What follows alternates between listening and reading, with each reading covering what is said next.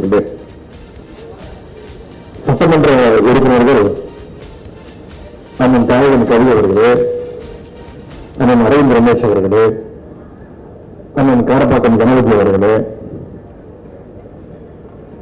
சகோதரர் பிரபோராஜ் அவர்களே, சென்னை மாநகராட்சியுடைய துணை மேயர் அண்ணன் திரு மகேஷ்குமார் அவர்களே, துறையினுடைய அரசு செயலாளர் முனைவர் செந்தில்குமார் ஐஏஎஸ் அவர்களே, தேசிய நலவாழ்வு குழுமத்துடைய இயக்குநர் மருத்துவர் அருண் தம்புராஜ் ஐஏஎஸ் அவர்களே, சென்னை மாநகராட்சியுடைய மண்டல குழு தலைவர்கள் அண்ணன் கிருஷ்ணமூர்த்தி அவர்களே, அண்ணன் துரைராஜன் அவர்களே, அண்ணன் நவம்பூர் ராஜா அவர்களே, மருத்துவ மற்றும் ஊரக நலப்பணிகளுடைய இயக்குநர் மருத்துவர் சித்ரா அவர்களே, வந்திருக்கக்கூடிய உள்ளாட்சி அமைப்புகளுடைய பிரதிநிதிகளே, கழகத்துடைய நிர்வாகிகளே,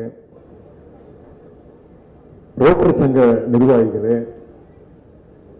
சகோதரர் சங்கர் கணேஷ் அவர்களே, சகோதரர் செஞ்சி சிவா அவர்களே, அரசனுடைய அனைத்து அதிகாரிகளே, அலுவலர்களே, பத்திரிகை நண்பர்களே, மீடியா நண்பர்களே, அனைவருக்கும் என்னுடைய காலை வணக்கத்தை நான் தெரிவித்துக் கொள்கின்றேன். நம்முடைய திராவிட மாடல் அரசின் சார்பாக சுமார் 29 கோடி ரூபாய் மதிப்பீட்டில் சைதாப்பேட்டையில் கட்டப்பட்டுள்ள இந்த நவீன அரசு மருத்துவமனையை உங்களுடைய முன்னிலையில் திறந்து வைப்பதில் நான் மிகுந்த மகிழ்ச்சி அடைகின்றேன், பெருமை அடைகின்றேன். இந்த வாய்ப்பை அளித்த மாண்புமிகு அமைச்சர் அண்ணன் மா சுப்பிரமணியன் அவருக்கு மீண்டும் என்னுடைய பாராட்டுகளையும் நன்றியும் நான் தெரிவித்துக் கொள்கிறேன்.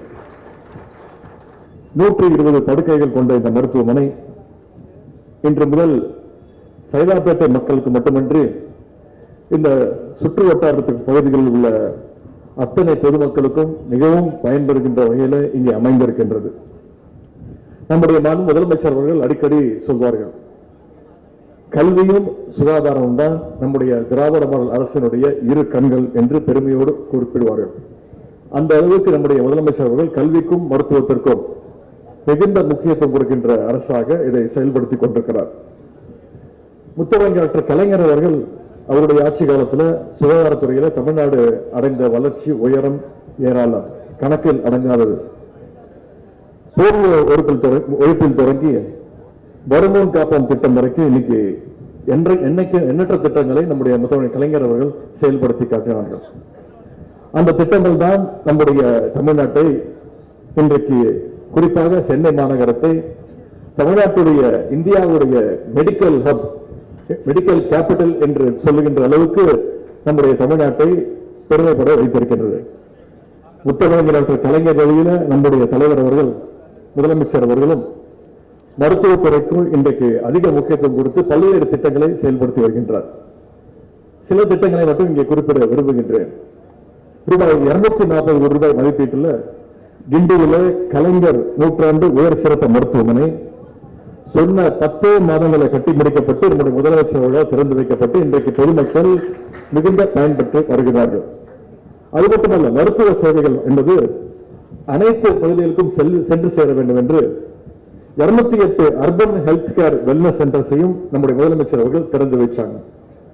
மக்களுக்கு மருத்துவ சேவைகளை வீடு தேடி செல்ல வேண்டும் என்று நம்முடைய முதலமைச்சர் அவர்கள் மக்களை தேடி மருத்துவ திட்டத்தை துவங்கி வச்சாங்க. கோவிட் காலத்தில் நம்முடைய அரசு மருத்துவத்துறைகளை மேற்கொள்கின்ற பல்வேறு முயற்சிகளுக்கு பல்வேறு திசைகளிலிருந்து விருதுகளும் பாராட்டுகளும் அங்கீகாரங்களும் தொடர்ச்சியாக கிடைத்து வருகின்றன. குறிப்பாக சொல்லணும்னா, நம்முடைய மக்களை தேடி மருத்துவம் திட்டத்தை சிறப்பாக செயல்படுத்தியதற்காக ஐநா சபையுடைய யுஎன் டாஸ்க் போர்ஸ் அவார்டு இன்றைக்கு தமிழ்நாடு அரசை பெற்றிருக்கிறது என்றால் அந்த துறைக்கு நம்முடைய பாராட்டுகள், வாழ்த்துக்கள். சுகாதாரத்துறையிலும் தமிழ்நாடு இன்றைக்கு இந்தியாவுக்கே வழிகாட்டிக் கொண்டிருக்கிறது என்று சொன்னால் அது மிகையல்ல. உடல் உறுப்பு தானத்தில் சிறப்பாக செயல்படுவதற்காக இந்தியாவிலே சிறந்த மாநிலத்திற்கான தேசிய விருதும் சமீபத்தில் நம்முடைய அரசிற்கு தமிழ்நாட்டிற்கு வழங்கப்பட்டிருக்கிறது. அதே போல இன்னுயிர் காப்போம் நம்மை காக்கும் 48 என்னும் மகத்தான திட்டத்தில் சாலை விபத்தில் சிக்கிய 4 லட்சத்திற்கும் அதிகமான பொதுமக்களுடைய உயிரை நம்முடைய முதலமைச்சர் அவர்கள், நம்முடைய அரசு காப்பாற்றி இருக்கின்றது. அதேபோல் தமிழ்நாட்டு மக்களுடைய நலனை பாதுகாக்கின்ற வகையில் நலம் காக்கும் ஸ்டாலின் என்ற திட்டத்தை நம்முடைய முதலமைச்சர் அவர்கள் துவங்கி வைத்தார். அந்த திட்டத்தின் கீழ் 1250 முகாம்கள் கேம்ப்ஸ் நடத்தப்பட்டிருக்கின்றன. முதல் கட்டமாக நடத்தப்பட்ட 185 கேம்ப்கள்ல 2,60,000 மக்கள் பயன்பெற்றிருக்கிறாங்க. முந்தைய ஆட்சியர்களால் கைவிடப்பட்ட நலம் காப்போம் திட்டத்தை நம்முடைய அரசு மீண்டும் செயல்படுத்தியது. கடந்த ஆண்டு மட்டும் இந்த முகாமில் கிட்டத்தட்ட 12 லட்சம் பேர் பயன்பெற்றிருக்கிறாங்கன்னா இந்த துறையினுடைய சாதனை. ஆகிய மருத்துவத் துறையில் இன்றைக்கு மட்டுமல்ல, என்றைக்கும் தமிழ்நாடு தான் நம்பர் 1 என்பதை நிரூபிக்கின்ற வகையில மீண்டும் மீண்டும் நம்முடைய அரசு செயல்பட்டுக் கொண்டிருக்கிறது. நம்முடைய திராவிட மாடல் அரசு அமைவது முதல் சிறப்பாக பணியாற்றிக் கொண்டிருக்கக்கூடிய அண்ணன் மாசு அவர்கள் உட்பட மருத்துவம் மற்றும் சுகாதாரத்துறை அதிகாரிகள் அனைவருக்கும் என்னுடைய பாராட்டுகளையும் வாழ்த்துக்களையும் நான் தெரிவித்துக் கொள்கின்றேன். இது அரசு நிகழ்ச்சி, நான் அதிகம் அரசியல் பேச விரும்பவில்லை.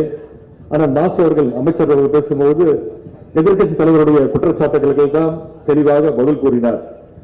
உங்களுக்கு தெரியும், அவர் தொடர்ந்து எதிர்க்கட்சி தலைவர்கள் தொடர்ந்து சுற்றுப்பயணத்தில் இருக்கின்றார், மக்களை சந்தித்துக் கொண்டிருக்கின்றார். சமீப காலமாக ஒரு 10 நாட்களுக்கு முன்பு என்ன நடந்தது என்பதை நீங்களே பார்த்திருப்பீர்கள்.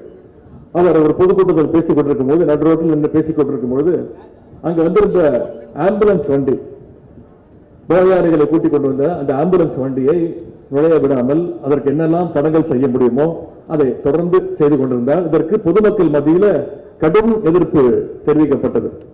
எதிர்க்கட்சி தலைவர்களுக்கு நான் தெரிவித்துக் கொள்வது, நீங்கள் இன்றைக்கு ஆம்புலன்ஸ் வண்டிகளை எல்லாம் நிப்பாட்ட முயற்சி செய்து கொண்டிருக்கிறீர்கள். ஆனால் உங்களுக்கு ஒன்று புரியவில்லை, உங்களுடைய கட்சி, உங்களுடைய இயக்கமே விரைவில் ஆம்புலன்ஸ் வண்டியில் போகக்கூடிய நிலைமை தமிழ்நாட்டு மக்கள் ஏற்படுத்துவார்கள்.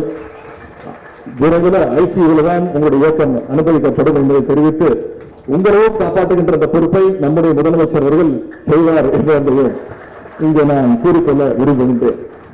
இந்த மருத்துவமனையில் பணியாற்ற உள்ள மருத்துவர்கள், செவிலியர்கள் மற்றும் பணியாளர்கள் அத்தனை பேருக்கும் என்னுடைய நன்றிகளையும் பாராட்டுகளையும் வாழ்த்துக்களையும் தெரிவித்துக் கொண்டு, இந்த மருத்துவமனையை பயன்படுத்தி நோயற்ற வாழ்வை அமைத்துக் கொள்ளுமாறு பொதுமக்கள் அத்தனை பேருக்கும் பத்திரிகை மூலமாக கேட்டுக்கொண்டு, இந்த வாய்ப்பளித்த மாசுபுரன் அவர்களுக்கும் துறை அதிகாரிகள் அத்தனை பேருக்கும் மீண்டும் என்னுடைய நன்றியை தெரிவித்து விடைபெறுகின்றேன். நன்றி, வணக்கம்.